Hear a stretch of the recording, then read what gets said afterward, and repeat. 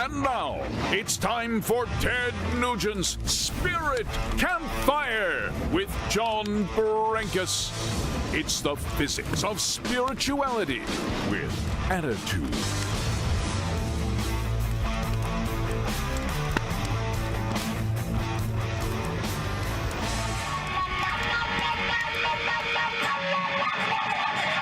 Hello, everybody! I have a spiritual erection, and it's legal!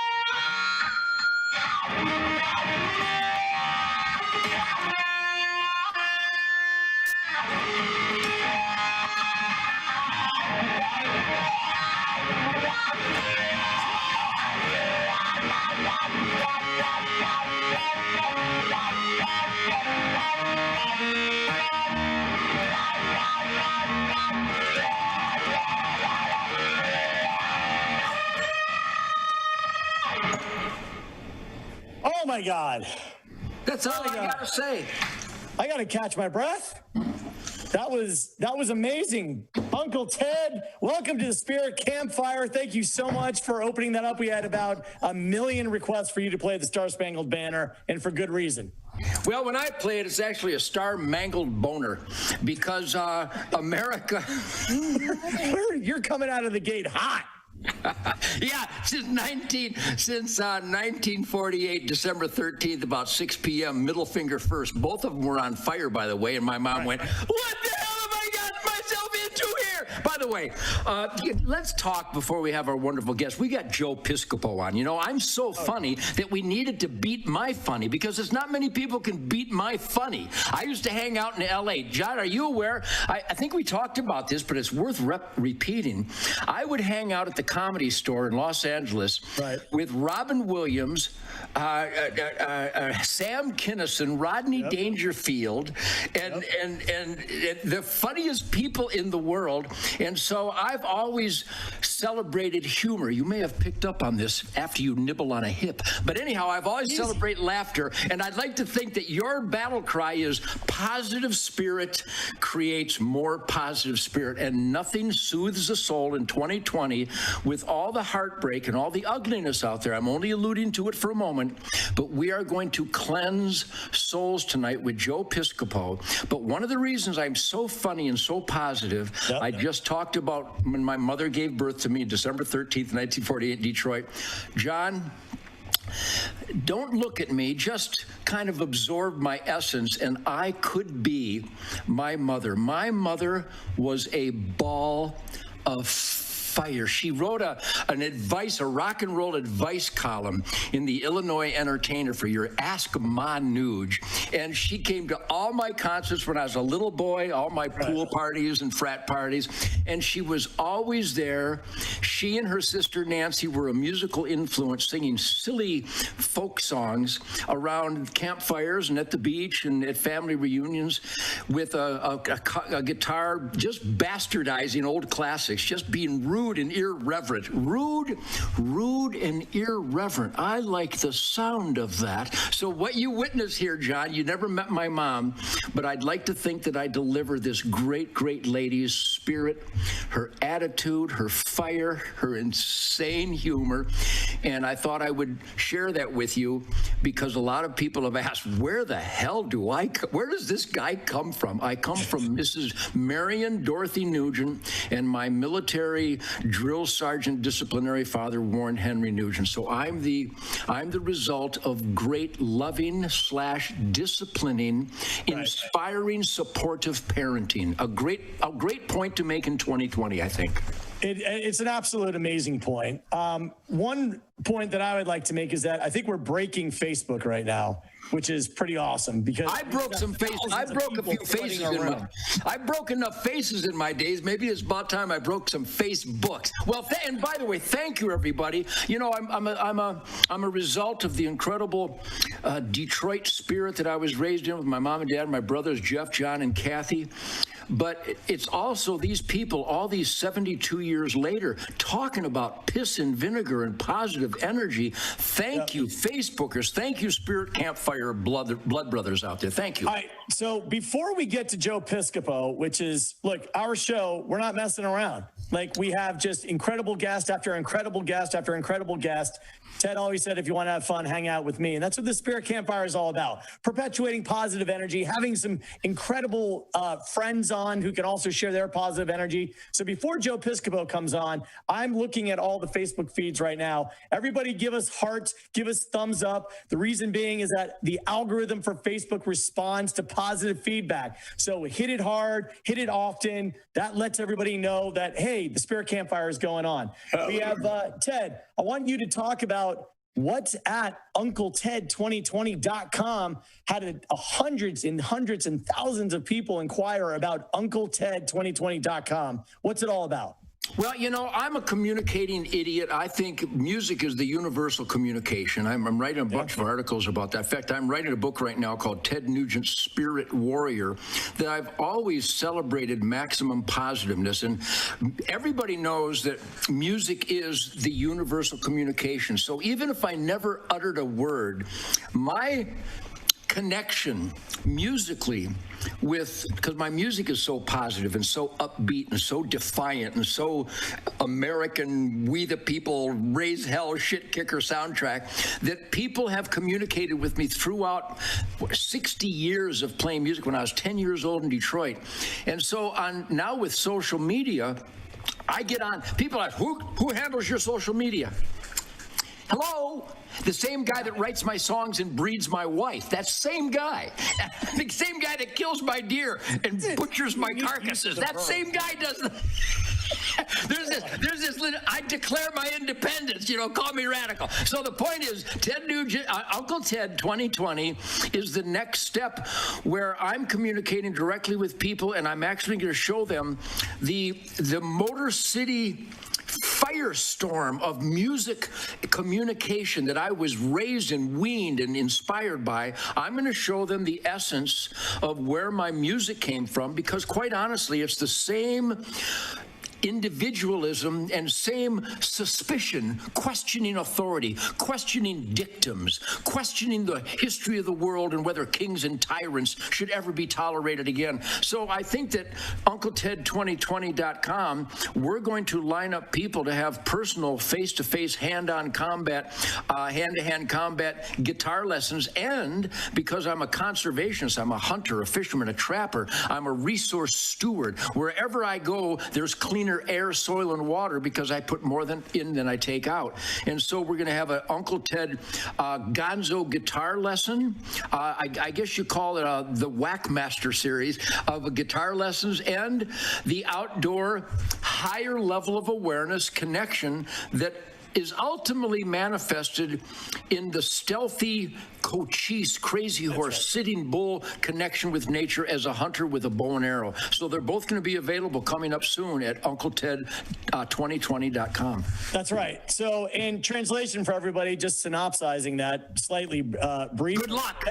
Ted's going to put on a free webinar for guitar and hunting. Yes.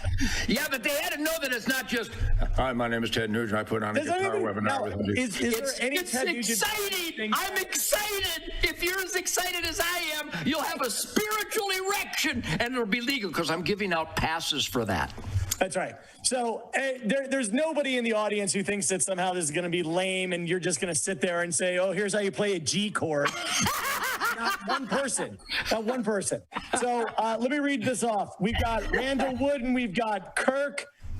We've got Jeremy. We've got Jason Butcher. Hello, Uncle Ted from Maine. We've got Indiana. We have Florida. We have Terry in Florida. We've got CJ up in Rhode Island. We have Gary from the UK. And, of course, we have Australia. I don't have New Zealand right now. I'm a global guy, man. I'm like a global. I'm bad. I'm global wide, huh? Yeah. We got Tim Baker from Southwest Missouri. I'm looking back here. Oh, we've got Arkansas. We got Carrie Higgins from Arkansas from the Ozarks. Have you watched the Ozarks, Ted? Do you have Netflix? Love the Ozarks. No, I've never seen a show called the Ozarks, but I've hunted and rock and rolled in the Ozarks, so that's the most important connection the Ozarks could possibly offer. Well, there's a great show called Ozark that's amazing. All right, listen, everybody go to UncleTed2020.com. There is limited enrollment. Go to UncleTed2020.com for the free webinar that's coming up. Ted, I think it's time for you to introduce our guest because we're ready to laugh our ass off and have fun. We want everybody to sort of unplug and forget about just the craziness that's going on. So we brought on one of your near and dear friends. Tell us the backstory. Well, I've just become friends with Joe Piscopo. I did his radio show recently, and it was a howl fest. I'm surprised it didn't get him fired. But I told him if he got fired, I would hire him to manage my tree stands for me at Spirit Wild Ranch. But anyhow, I love humor. I live to laugh. I'm a funny son of a bitch. Almost as funny as Richard Pryor. Almost. But anyhow, Joe Piscopo is like a legend, an icon of laughaholicism. And I was doing his radio show here recently, so I said, hey, Joe, I did your radio show. You should come on and do my Spirit Campfire. So being a conservative, muscle-bound, funny son of a bitch who's deep into reciprocity, I welcome the one and only Frank Sinatra, Joe Piscopo, to the Spirit Campfire. Joe, thanks for doing this, man.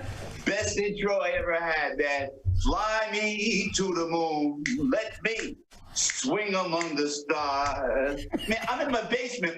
Every time I do these kind of Zoom things. Hi, John. How are you, man? Hello. So, I go in my office. I got all the plaques, all these awards you and I got, Ted, in the background.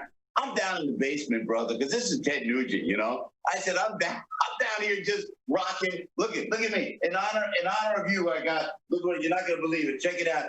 My New Jersey guitar. Look at that. Come on. I love the wilds of the Garden State. The Garden State guitar. I'm going to have to crank on that sometime and bring a little of that Motor City piss and vinegar into it for you. Oh, exit 117, brother. I'm just saying right there, man. So, Joe, are you in New Jersey or in New York at this time? No, we're about an hour 20 southwest of New York, out in the boondocks of Jersey, and way out. My people come from Newark, all the Italians in Newark, and in Newark, New Jersey. But then we kept going out to the country, trying to be like the white people, and going out to the suburbs and better ourselves, as it were. But now I'm out in the woods, and with your lifestyle, it ain't nothing, it's nothing like Michigan, but we have bear on the property. Lots of them. Yeah, but you have property. I've got like a little postage stamp compared to you, Ted. I mean, I'm just like a little neighborhood. You know what I'm saying? But between you and I, Ted, we don't want to see our neighbors. We love our brothers and our sisters. We just don't want to see our neighbors. Am I right or wrong? Come on, man. Well, bottom line, you've been in the entertainment world all your life, and you're gregarious and you're a friendly guy and positive spirit and energy. And whenever anybody comes up to us, whether it's in a professional setting or just hanging out, we appreciate that. But we appreciate it so much when we're doing it. it, but when we're not, we like to go lock the damn gate. I love you people, but I lock the damn gate. So now let me tell you, I had a buddy I was talking to today from Montana where they have lots and lots of bears, but I said, I'm going to talk to Joe Piscopo from New Jersey. He's got more bears than you have in Montana, and it's true. True. Out in Hunterdon County, there's black bear. We've got coyote. We got some bobcats. You can hear the bobcats at night, you know. And then I got the deer coming in eating everything. So I was going to ask you, you know, as a true Italian guy from Jersey, maybe you can come out and do a hit on one of these deers. Just a little whack. Well, you know, take them out a little bit, huh? I was very instrumental. My whole life has been extremely instrumental, both literally and figuratively. But when they were trying to protect the bears at the great danger of children going to school bus stops in rural or even suburban New Jersey, I finally got the game department to override the then Democrat governors and realize that black bears are appreciated and they're valued and they're cherished, but they have to be an asset, not a liability. And when you don't harvest an adequate amount, they lose their fear of man. A guy, Joe, told me, you can use this in your next stand-up. A guy told me the other day, he goes, I don't know, Ted, we got a bear problem and a coyote problem. And I went, well, that's strange, because where I live, the bears and the coyotes have a Ted problem. Oh, boy. Oh, boy. You know what's so funny? I got to tell you, though, I have to, the bear and the deer, they're from Jersey, because you could look at them and you want to scare them, and they do like a De Niro on you. They go, are you looking at me? Yeah, sure. Sure. Well, you know that white tail. You know the white tail on a deer. That's not actually a white tail. That's a herbivoric middle finger. That's right. That's right. Hey, listen, we've got thousands of people in our Facebook room right now, and Joe, we can't thank you enough for joining us. And everyone's like, "Oh my God, he hasn't aged a day."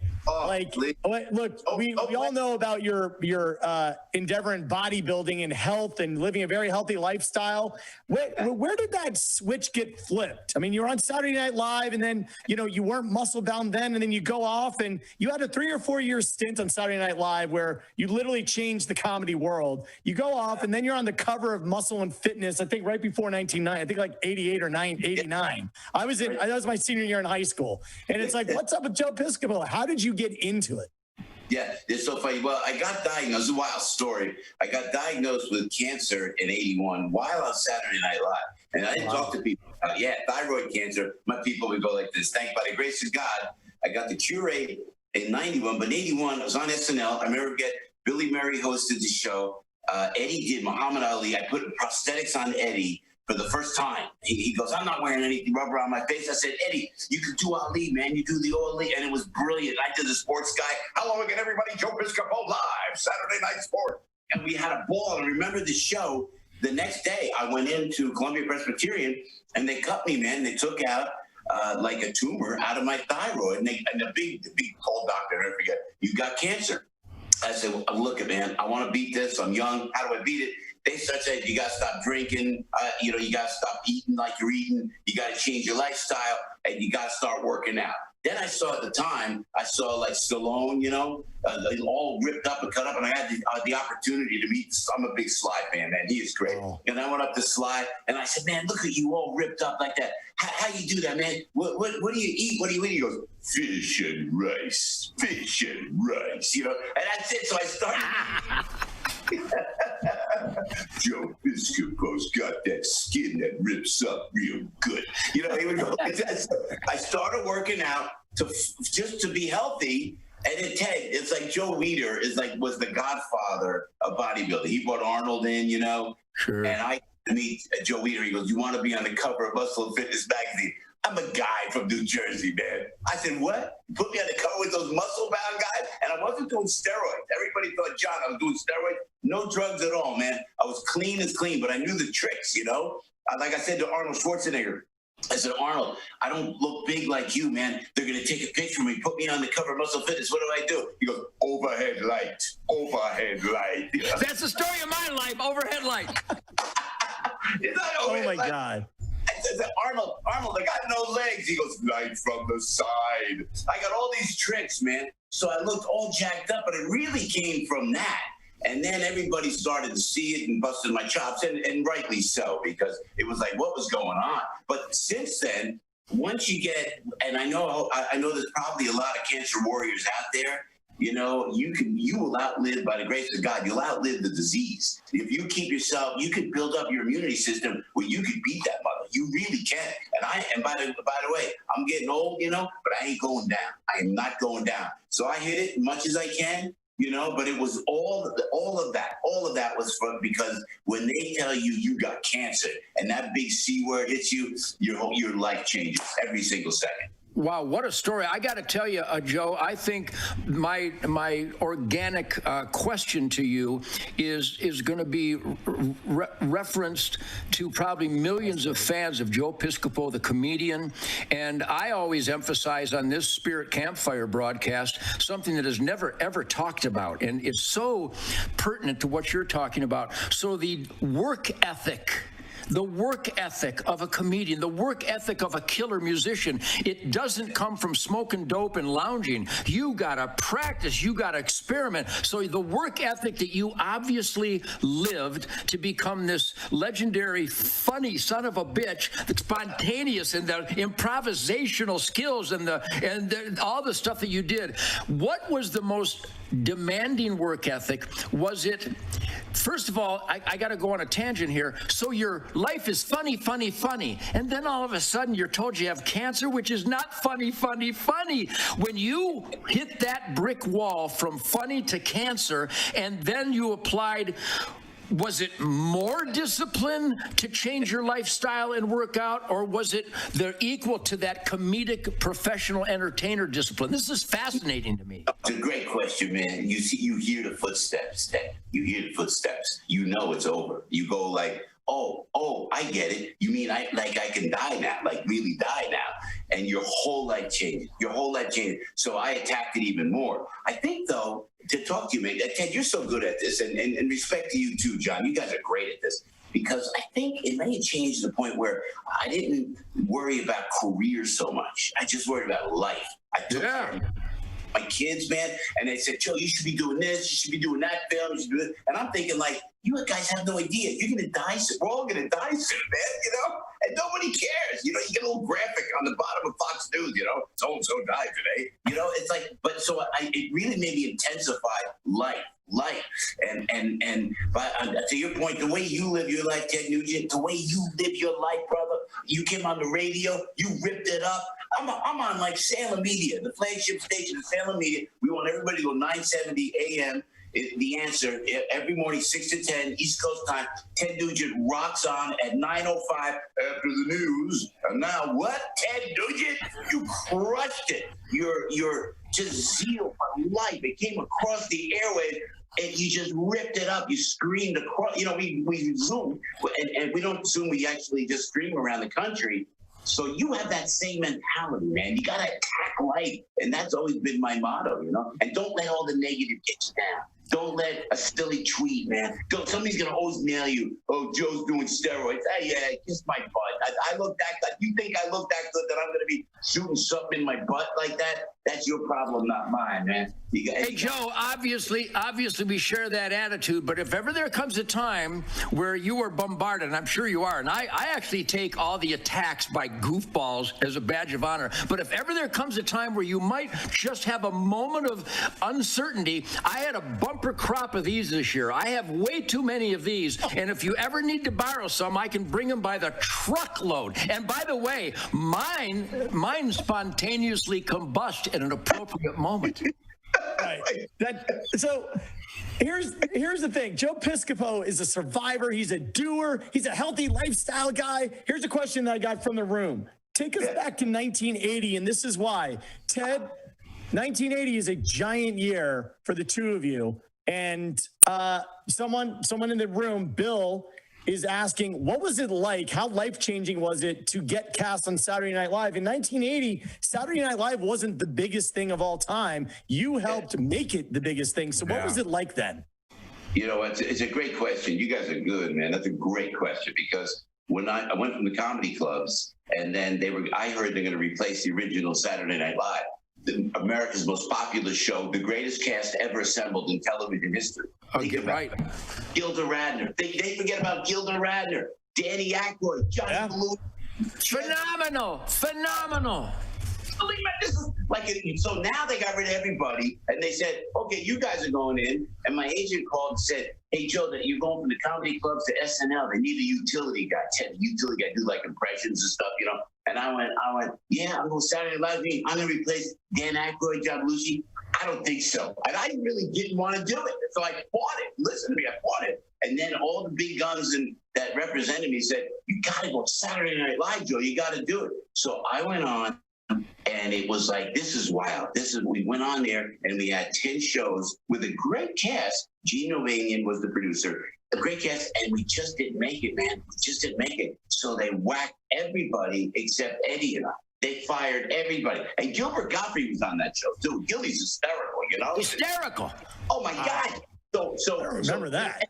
Me and Eddie were just like young kids. John, we're like young kids, and we're like going like, everybody's getting whacked. I'm in the 17th floor at NBC, and Eddie Eddie and I just hit it off. You know, he was this young comic, 19 years old, comic genius Murphy was, you know, and we laughed and we had fun, and all we cared about was going back to the clubs and do our sets, you know. We wanted to do our sets. So they had this big meeting. The producer took us in the office, and they said, okay, Eddie, Joe, we're going to keep you guys. We're firing everybody else. And we went, okay, look, man, I got a 9 o'clock set. Do you mind if I leave now? You know, it's like one of those deals. And it was reckless abandon. It was reckless abandon. And when I got to go on, and I got to credit Eddie Murphy for it, because being next to Eddie on live television, and guys, we had no delay. We had no delay. So we went on, and then he would say to me stuff like, and I think about it now, you're out of the clubs, 1980, Eddie goes, you know, I'm going to do buckwheat. And I'm going like, Ed, you know, that could be construed as racist. I said like that. He said, I don't care, man, we're doing it. And then we come up with Ebony and Ivory. You are black and I am white. You are blind as a bat and I have sight. No, you can't do it nowadays. God forbid you do anything like that. We did it by the grace of God Almighty. It worked. And when I tell you, it was fear. And before, I know, Ted, you know what I'm talking about. You rehearse and you work everything. You look where your cue cards are. You want to know exactly what the sketch is about, who you're with, who the guest star is. But there's a fear a mind-numbing fear before you step out there at 30 Rock into Studio 8H. And I got to tell you, when you're on the air, it's like when you're on stage, Ted Nugent, when you're there, you're in your zone. Man, I tell you what, it's exhilarating as I think about it now. It's really as exhilarating as I've ever been in my life. I would say that what you experienced, and certainly what I've always experienced, can best be described as a whirlwind, an absolute sonic bombast whirlwind, a frenzy, a feeding frenzy, you know, gnashing of teeth on a carcass by piranhas. But this makes me think about when you were diagnosed with cancer after that nonstop whirlwind. Tell me, Joe Piscopo, if you learned what I learned about 1976, 1977 amongst just a hysterical, hyper, life-threatening whirlwind that happens to be behind the death of so many of our friends because they didn't learn the most important word in the world when you're hot and you're having the time of your life. The most important word in the world? No. I'm not doing that. No, I'm not going to make $11 million next month because it's hunting season. I had family hunting traditions, and management and attorneys and accountants and bands were going, you can hunt later when you're old. I went, there will only be one opening day, 1977, and I will never miss an opening day. In your life, obviously you channeled all that hyper tension in your American dream into beating cancer with a newfound hyper quality of life discipline. What do you have in your life, because it's still hyper, you're doing this radio show, you're doing the Campfire. What do you do, Joe Piscopo, to, I call it the healing powers of nature in my life, cleansing the soul, shutting down, recharging the batteries? The word recreation really means you're recreating your spirit. How does Joe Piscopo, because you're a hyper son of a bitch, you and I would be dangerous together, and I can't wait for that to happen. But what do you do to back down the beast? The beast must be caged once in a while. How do you do that? You're the best, man. God bless you, man. I swear to God. You know, my faith is strong, and I know you guys are spiritual at the Campfire, and I understand that. And my daughter's spiritual. I have a 21-year-old. I got a lot of kids. Matter of fact, in New Jersey, I had a child at every exit, man. That's a whole nother story. We'll talk about that, you know. But I said, but I'm very, my faith is strong. I honestly believe, I'm a dinosaur, man. I believe in one nation under God. I believe in God we trust. I drop to my knees every night. I can talk about this with you, Ted, on the show. I say it on my radio show, and I give thanks. And, you know, I don't just take it for granted. And maybe because I had the cancer, maybe because you go ups and downs in your career, you know, you're down and you go up and you're down. Maybe I'm just so grateful and I'm so humble. He who humbles himself is exalted. And that's like you think humility. It's all about humility, you know. I don't have any envy. I never had any jealous. Probably because I'm not probably a big star like Ted Nugent, because I never had that. You know, I always just kick myself back. And where I found solace, I swear to goodness gracious, as old-fashioned as it sounds, if I go to church and there's stained glass windows, and for me, I know it could be in a synagogue, could be in a mosque, could be just down in the basement, you know, getting spirituality. But I see the cross of Christ, and man, I find spirituality, and I can talk. I'm talking about it, and you know what? Now they want to take away God. They want to take away country. They want to take away family. They want to take away Jesus. And I'm thinking to myself, they think we're going down. Ted, they think we're stupid. Like we're just going to step away and let them take down this country. My solace comes from God. And there's no way. And this is what the United States of America is, one nation under God, and they will never take it down. Joe, you know, you were coming on the Spirit Campfire. Did you, well, we talked on the radio, and I guess all you have to do is spend a couple minutes with me, and there's no ambiguity. It's not like, geez, I wonder what he stands for. But when you heard you were going to come on a Ted Nugent Spirit Campfire with John Brinkus, did you think we just threw the word spirit there, or did you understand that this is really about the physics of spirituality and the faith that you're talking about? Did you get that before you came on here? Yeah, the second I talk to you, man, I know it. I know it in your heart. And when you talked on the radio, I could hear it in your voice and in your heart, that the spirituality within you. And it's why, because you know what, Ed, honestly, you're like a wild man. You play the guitar like a wild man. You're better than anybody else. You explode on stage. Your life is explosive. But I could tell, talking to you from minute one, that you drew from within. And that's a gift. I mean, if we could just get some of these people, you know, tearing down statues, some of these people aimlessly, misguided people. I feel sorry for them, man. They're misguided. They don't know what they're doing. They don't know what they're standing. They're being used. They're being used by all the globalists. I'm getting them out there tearing down statues and protesting. How can you know, you and I, we understand that spirituality from within, you know? I just wish, I don't know how to teach it, but I know what I feel. Joe, here's a question that I have for you. Look, Ted and I especially really like to emphasize how we're all spiritual beings, regardless of the religion that you happen to be practicing. We're all spiritual beings. You know, the idea that you made it in show business, you beat cancer, those are exchanges of energy. Those are things that take deep concentration and an incredible will and a real faith, a real belief, because you can't make it in something unless you believe it. You cannot overcome unless you believe it's possible. That idea in your mind, where did you get that confidence to believe that you could make it, that you could overcome cancer? It's such a special gift. Where do you think it comes from? And not just overcome cancer, but overcome the competition, getting into the insane world of entertainment and comedy. Right. Talking about an attrition rate. What do you think? It's 99.9% of comedians you'll never hear from because they're such brilliant guys that you better be a bad mofo to do it. So what John's asking is a perfect question for a guy like you. Where did you get that spirit? Because, you know, the spirit can be both literal and figurative, but with you, it's both. Where did the spirit come from? Well, I think my mom, you know, and my mom taught me. I just talked about my mom. Absolutely. I haven't talked about my mom yet. She's going to be mad. You know, because, you know, we always say the father's the head of the family. I'm the head of the family. I'm the dad, you know. Not so much. It's always the mothers, man. The mothers run it all. And my mother taught me about faith. I mean, she just, it wasn't like right between your eyes. It was just, I just followed what she did. And my faith was strong to her. But you know what, Ted, you appreciate this.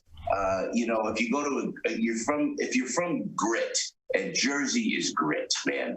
Jersey is a work ethic like it is in Detroit and in Michigan. It's like it's the blue collar work ethic. Yeah, and that's what's instilled. My grandparents came here from another country. They learned the language. They learned the laws. They learned to love America. They worshiped the Statue of Liberty. They went to church. They said, "We are in the greatest country on earth. We're Italians." Hey, you know what we were? We were Dagos. We were Wops. We were Guineas. Oh, look at you guys. What are you, the mafia?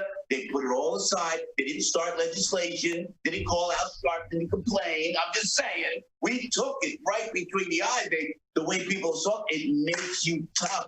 They know it was a grit. And when I went to the comedy clubs in 1976, and I saw there were 200, 400 people lined up for audition night.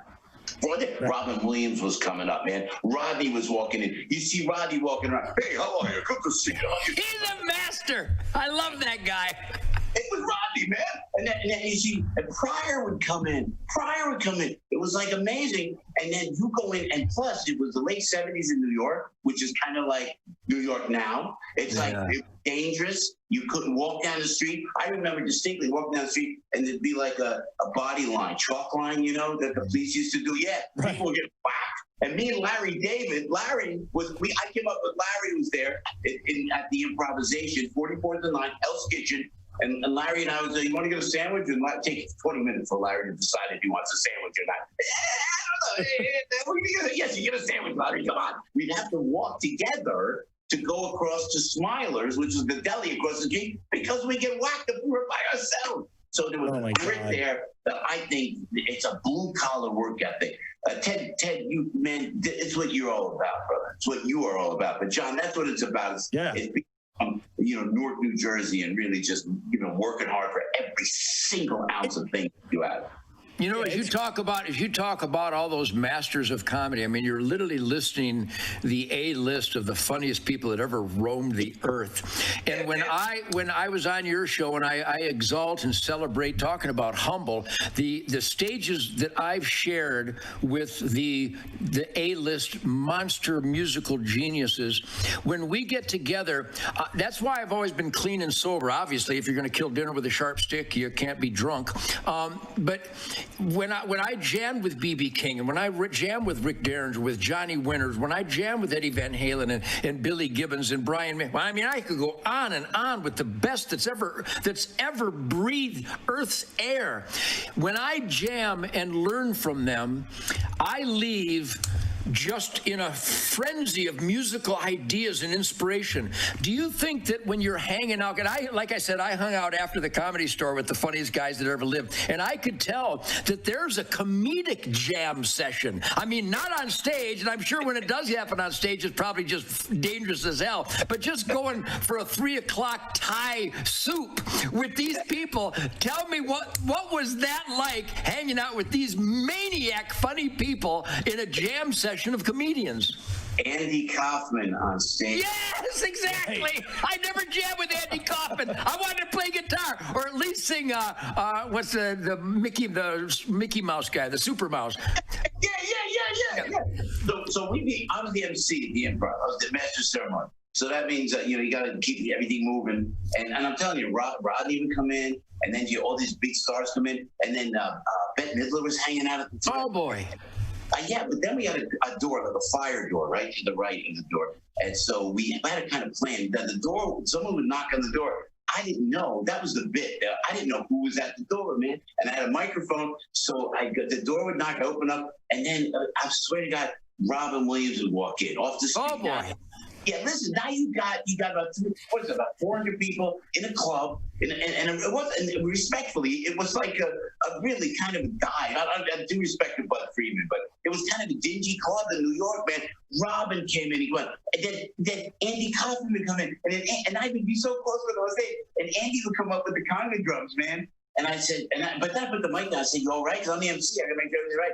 Yes. He was so quiet, he was so quiet. But you know what's great too? When you go up with Robin or some of these great, brilliant comics like Eddie Murphy as well, they step back and they let you go in because you're dealing with comic geniuses. And when Robin would come up, he would just slay the room. And he would go in, and then he'd step back, let you go in just for a second, you know what I'm saying? And just talk a little bit and go back and forth. But it was great. And then Jerry Seinfeld was around. You know, Jerry was great to come around. And then I remember I saw two guys come in at the bar. Every Saturday night we were working. We didn't know what was on TV Saturday night. And I was at a bar at one of the comedy clubs, and I was drinking right next to one guy. I said, "Hey man, how you doing?" He goes, "Hey, how you doing?" I said, "I'm going up next." Yeah, I was all good. He goes, "Yeah, what's your name?" He goes, "John Belushi." Yeah, I said, "Oh, John Belushi. Hi, John. How are you?" He goes, "Hey, this is my buddy Danny Aykroyd." I go, "Hey, Danny, how are you? Nice to see you at the club." I had no idea they were like with Belushi and Aykroyd that I'd be on stage with them, you know, just a few short years later. And you know what I got to tell you, John? I got to tell you. Let me say this, if I may. It was so great when I talked to Ted on the radio, and then you know my son's he's a monster guitarist, God bless him, in the likes of Ted and Stevie Ray and Jimi Hendrix. And I went there with Ted during this interview on radio. You can podcast it on AM 970, The Answer. And Ted, when you talked about Jimi Hendrix jamming with the great Jimi freaking Hendrix, and then I said, and I knew where I was going, and you knew where I was going, and I said. The genius of the musician or the performer is one thing. The drugs and that lifestyle was deadly. Tell me about it. You went into a riff. My mother loved that. She goes, Joseph, I never heard you so excited. I said, man, no, but you were speaking right to my son. I got in my car. I said, I want you to listen to something, Mike. This is Ted Nugent. And thank you for the care package you said, Mikey, too, man. That was beautiful. And you talked about, well, you told John Belushi, you saw, and correct me if I'm wrong, that you said, John, you're killing yourself, man. You said the same thing to Jimmy, correct? Yeah, I did. I was so fortunate to hang out with those guys. I've told this story so many times, but, you know, it was one thing to decline the drool fest, the puke fest, the death march, but I literally looked right in Keith Moon's eyes. I looked right in Jimi Hendrix's eyes. John Belushi, they sent a car for when they were filming the Blues Brothers in Chicago. They bought that club, and that's where they partied all night. You know, I don't know when throwing up and dying became a party, but when I went in there, it was like an outtake from Scarface, and I was so excited to meet John Belushi because I couldn't wait to get a bellyache of laughter with Aykroyd and Belushi. What a dream. And I go in, and it was like an outtake from Clockwork Orange. Nobody could form a syllable. No, they wanted to jam. They were big fans of James Brown, My Heroes, and the Stax Volt, and Booker T and the MGs, and those guys were there. And Joe, John, everybody, I thought we were going to have a celebration of that blues, that black gospel, James Brown, Wilson Pickett, Motown, and nobody could even stand up. And I'm talking to Belushi from here to the screen of my laptop. I went, John, what the fuck are you doing, man? He literally like the Scarface, he had cocaine all over his face. And I go, you're dying, man. You're dead. This is gonna kill you, don't you? Here's what's crazy. And every one of those predictions, not that I didn't need a crystal ball. And so what a heartbreak. So the message is that clean and sober makes everything so sensual. I don't care what they claim about the drugs, making it better sex or better creativity. No. The spirit, I always say, and of course John gets upset when I say things like this, but my life is like a shiny purple-rimmed penis. It's very susceptible to the most minute of stimuli. My entire being is ready to be caressed. I am waiting for a breeze to touch my olfactory glands. I'm so alive. I'm so alive, and it's because I'm clean and sober. You can't be this alive if you're drunk or stoned. Could he make up an analogy like that if he was on drugs? No. I couldn't have come up with an analogy like that if I was slightly uncomfortably dumb. Yeah. So explain this to me. Joe, I want you to explain this to me. So I don't do any drugs. Ted doesn't do any drugs. You're not in any drugs. And we all have had great lives, and we all have had productive lives, and we all have like this clear focus. Why is it so difficult to make the compelling argument? Maybe you should just live the way that you are. You don't need anything to distort your vision. Why is that a hard argument?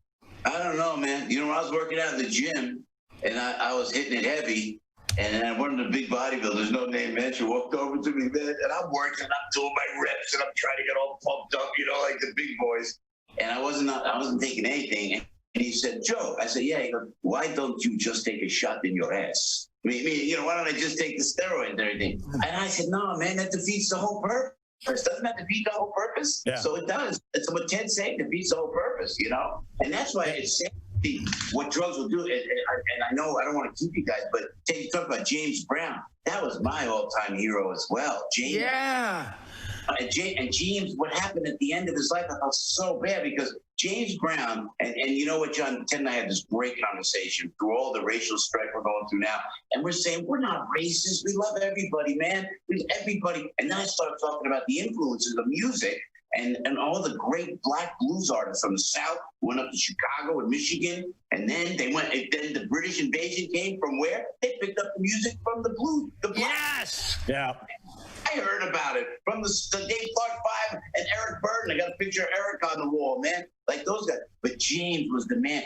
He came on Saturday Night Live, guys. Again, I don't want to take too much time, but this James Brown was the music guest on Saturday Night Live. I tell this story where I was in my glory. I said, I got to meet him. But the music guest, as you know, they come in and then they got to leave. They just hit it and quit it, as James would say, right? And you don't get to really hang with the music guest. So now I'm watching, it's the end of the show. He's doing the second set. He rocked that Studio 8H James did like nothing I've ever seen. The Stones were there. U2 was there. Aretha was there. Nobody. Prince was there. Nobody rocked it like James Brown, my hero from North New Jersey. When there were the riots, I'm old enough to remember the riots of North. My parents' hometown burned down. James kept the peace. No politician, no social justice warrior. It was James Brown. So now there he was on Saturday Night Live, man. And I'm watching him, and he rocked it. So now I'm beat him. So I follow him. I'm at the back of the studio, and he's going around back to go back to his dressing room. I take the back way around, intercept James Brown. I take the back way around, and I said,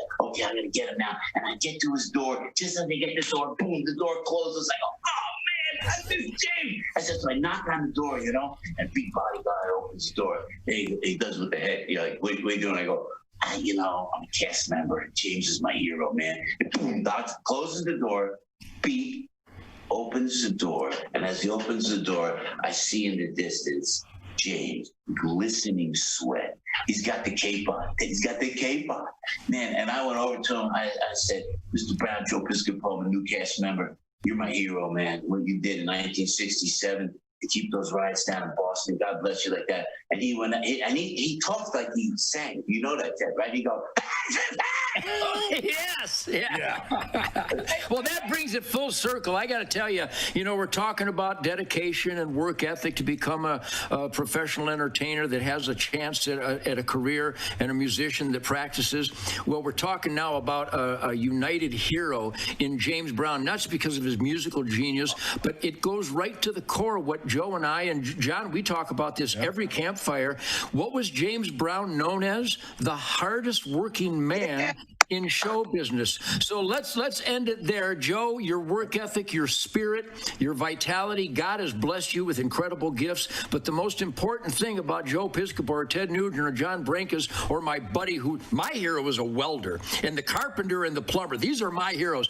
It all comes back to work ethic, discipline, God, family, country, Declaration of Independence, rugged individualism, and Piscopo. You might be just known to many as the funniest son of a bitch that ever lived, which is really amazing since you're on with me. But also, now I hope people have learned that you've just repeated, literally, John, every guest we've had on is my friend. They're all super successful. They've imprinted on people with their art and their spirit and their enthusiasm. But Joe, you have solidified once again here on Spirit Campfire that it comes down to using your damn head, putting your nose to the grindstone, prioritizing so you take care of your spirit, your sacred temple, so that you can be in the asset column for your family, your neighborhood, your country, the good earth, people around the world. And Joe Piscopo, thank you. Thank you for enriching our lives. Thank you for once again emphasizing that individualism starts with work ethic. ethic and dedication. God bless you, man. You and I, this is a great spirit campfire, but you and I are gonna share with your son Michael a guitar real campfire someday. That's right. Your kind words totally humbled me, Ted. God bless you, and thank you, John. Thank you. Yep. Thanks for the time. Humbled to be with you guys. God bless you. Godspeed. God bless you, Joe Piscopo. Take care. Thank you so much. Ted, we have... That was awesome. It was absolutely incredible. Mark Hirschberger might have the comment of the night. He said, only a sober madman would ride a buffalo onto stage. Yes, a stone guy would have hurt himself, and the buffalo would have sensed the insufficiency of spirit and probably gored him right through the belly. That's right. And imagine if you were intoxicated trying to handle a buffalo. Right, like I got to tell you, we in an upcoming Spirit Campfire, John, we're going to go into all the unimaginable, exciting, dangerous, and outrageously uncharted territory that I had to venture into to make the determination to ride a 1-ton South Dakota bull bison on stage in close quarters, where the first 4 or 5 rows got a bonus that night known as buffalo snot, because old Chief I think he really liked the music, but he wasn't sure about the guy riding him. So that's another story for another campfire. Look, if the roles were reversed, I mean, what would you do? Well, I'd probably buck a lot, and I'd probably put a big dump right on the stage, much like Chief did in Detroit one night. Yeah, that's right. That is amazing. Ted, you have a guitar near there, and in 1980, I think you did almost 80, 90 shows in 1980. 1980, we did probably 200 plus that year. 200 plus shows. All right, so 200 plus shows in 1980. Take us back to 1980 musically. What was a song that you just came up with? You know, thinking of the incremental compartmentalization of my musical creativity is a difficult one, because ultimately, I'm selfish, John. I play music for me. I have musical ideas and musical rules to break and musical sounds to cultivate and experiment with. So I've always figured that if I make me happy playing a song or a lick, and I make me happy with the dedication of the band to be super tight and energized and propel our musical vision to the absolute best of our ability, if the band music lovers are happy, I guarantee the ticket buyers will be happy. So give us something from 1980 that you remember. Well, you know, I got so many. In 1980, I think Weekend Warriors came out, which is just an outrageous right-hand flurry of a lick. The right hand is going absolutely berserk, and it goes...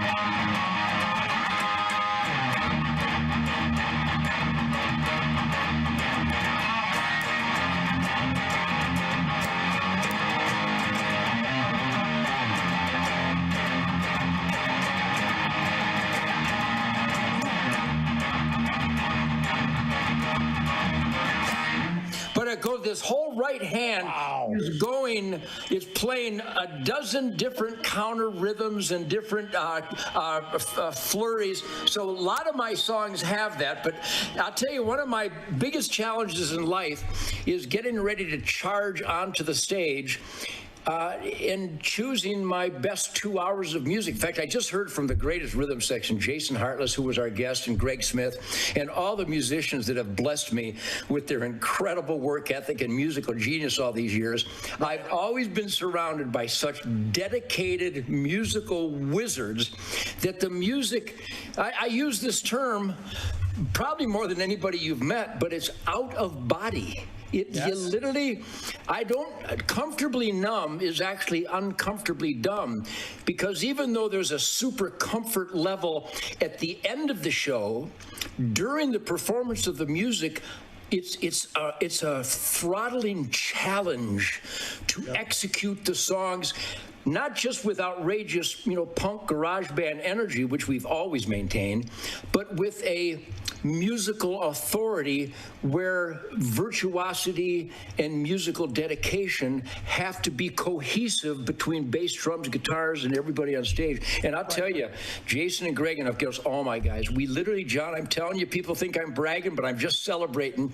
We kill every song, every concert, every night. Ted, we've got a lot of questions about the type of guitars that you play, and obviously Gibson is one of your preferred, and specifically the Birdland, right? Well, the Birdland was first created by Hank Garland and Bird back in 53, 54. And on the first Chuck Berry album was an experimental Gibson Birdland with a Venetian cutaway, a rounded cutaway. But when I saw Jimmy McCarty with Billy Lee and the Rivieras at Walled Lake Casino in 1960 playing a Florentine sharp cutaway Birdland, and the sound, the crispness of the hand-carved arch top that was made in Kalamazoo, Michigan. This one in 1964. But you can hear the rhythms and the depth. There's a timbre, a percussiveness to this arch top. For example, if I don't have the amp on,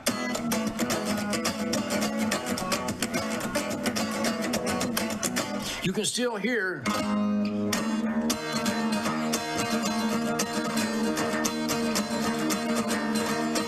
It has a voice even without an amplifier, and then when you amplify it, it's just an animal that you can hear the wood. Well,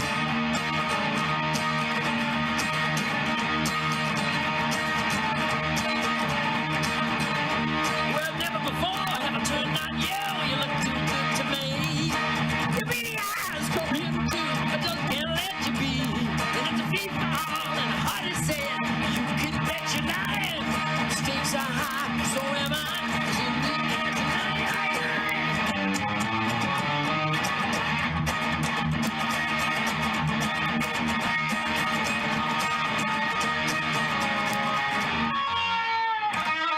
I mean, I just fell in love with it. It's a unique jazz instrument because it's hollow, so it has just an unlimited range of tonalities.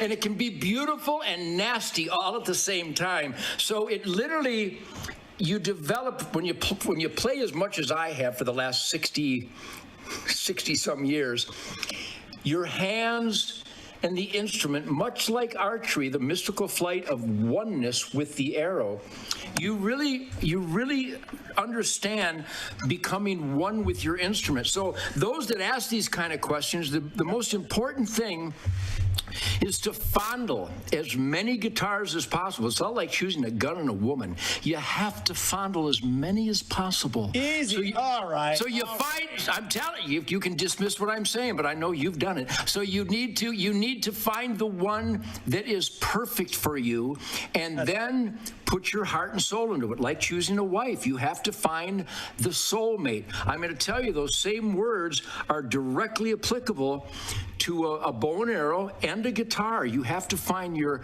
instrumental soulmate. It's true, John.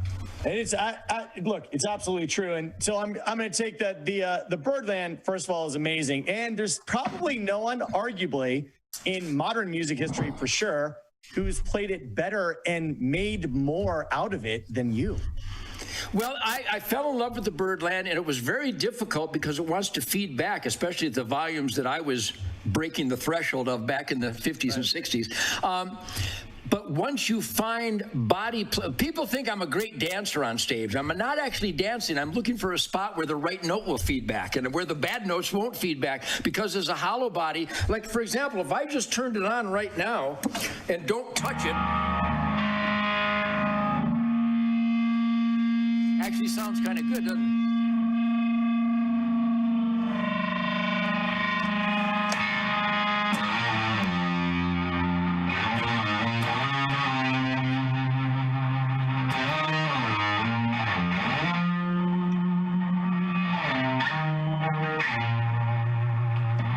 And with a little bit more volume, it just screams like some kind of angry breeding animal. And the dedication necessary you don't control the feedback, you manage your relationship with it to find those notes that are singing. Like a great gospel singer will hit a note and they'll hang on it.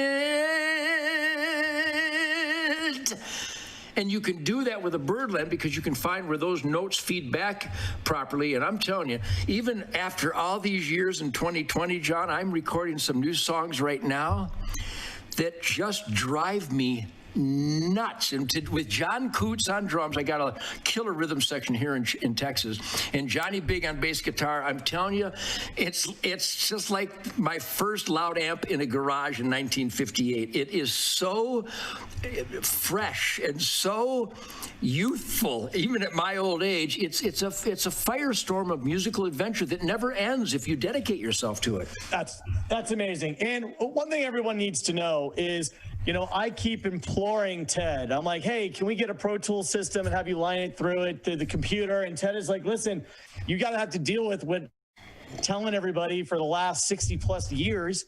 No. How about no? The answer is no. I have to be able to feel the feedback, and we're just not going to get that with a bunch of plugins from Pro Tools.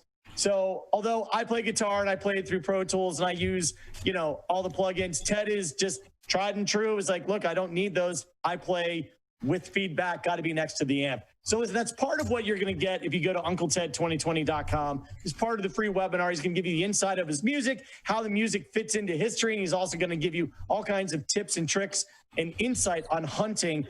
Now, Ted, before we wrap up this episode, this has been an amazing campfire once again. Can you share with us the military charity that you want us to pay attention to this week?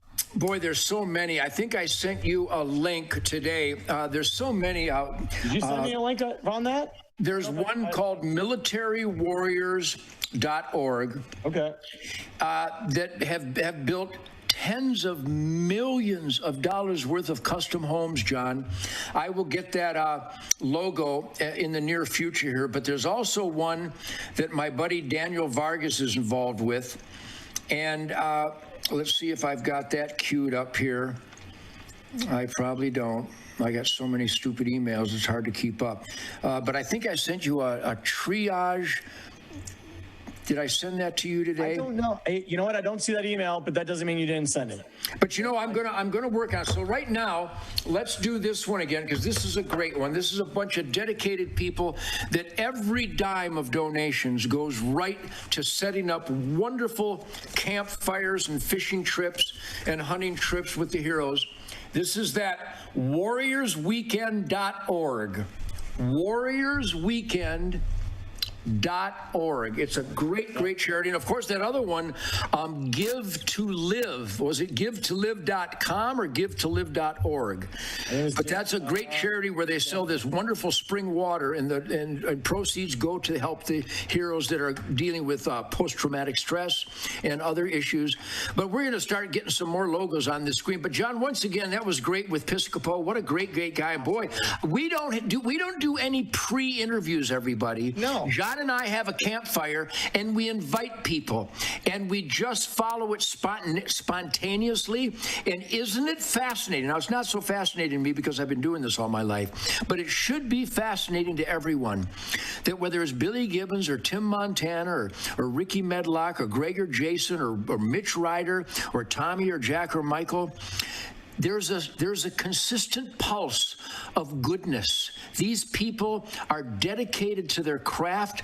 They're not talking about partying backstage and I threw a TV out the window. Nobody talks stupid stuff. All my friends don't have any stupid stuff. Their work ethic, God, family, country. So let me leave it with this. Another important battle cry in 2020. HuntTheVote.org. HuntTheVote.org. And I'm not going to tell you who to vote for. I'm not going to recommend anybody. But at HuntTheVote.org, please do your American duty and register. Do your research and vote your conscience. The missing link in America is apathy. The curse in America is apathy. People that are not engaged in this miraculous experiment in self-government where we, the people, can determine law and order. We can determine justice and decency and accountability. HuntTheVote.org. Please, everybody, register and let's vote God, family, country, freedom, Constitution, which is those simple truisms are why America is so wonderful. So let's get out there and do our job. All right. So everyone, listen, that wraps up this Spirit Campfire. Make sure you go to the free webinar, sign up at UncleTed2020.com. I don't believe I'm going to do this, but I'm going to plug the hat. If you want the hat, go to TedNugent.com. He's sold tens of thousands of hats by now. This is the hat. It's the battle cry that will save America. I got to tell you, thank you, everybody. They're giving these, people are buying these by the hundreds and giving them away at bowling alleys and barbecue places. You go to Ted Nugent. I personally autographed these, which, by the way, you know how I was celebrating how fast my right hand is on the guitar? It's because I signed so many of these. We're going to actually try to document whether or not Ted Nugent has given the most autographs of anybody in human history. Just today I signed more autographs. It might be true. So we have to dig into it before we declare it. But I think it's very true. Everybody, we're going to be back Monday with another amazing guest. We'll be posting about it. And everybody, listen, just be happy. Love each other. Love one another. It's really not that hard. Honestly, lead with your heart, lead with light, and positive energy begets positive energy. I find myself so fortunate to be able to join you with Ted around the campfire. It's an unbelievable experience. So God bless everybody. We will see you on Monday at 9 p.m. Eastern. And until then, God bless. I'll see you at UncleTed2020.com. Thank you, Dosh. Thank you, Herbert. Thank you, John. Tell your pretty wife thank you. I will. Later, guys. Live it up, everybody. Take the rest of the night off. Raise hell like you mean it. Strength and power lies with the legendary overlord of all knowledge, the Castle Master. He holds all the keys, all of them, which is why Cliff, the clean energy drink company, is tickled that the Castle Master has joined our award-winning customer service team. You shouldn't be doing your calls from the bathroom. Next caller, go ahead. Hey, Cosmos. Uh-huh. I can't see your face. Yeah, no, my video's not working today, so. Is this right? Kathy. What? Yeah. Hey, drink more Kill Cliff. Kathy. What? All right, next caller. How long are you going to be in there? Hey, Cosmos. Yeah. What are you Hold on doing in there? Ma, I'm in the freaking toilet answering some calls. Do people know you're sitting on the pot? No, I'm on mute and there's no video. Do your calls from somewhere else. Yeah, I'll be out in a minute. I've got to get in there. Yeah, go ahead. You got the cast mask. How long are you going to be in there? Who's that? Yeah, no. Mm-hmm. Yeah, just drink more Kill Cliff. Hey, wait a minute. I didn't even ask you a question. I have to take a dump now. This is getting ugly. Awesome new flavors, awesome new cans, and an awesome new customer service representative. Kill Cliff. Own it. Go to killcliff.com.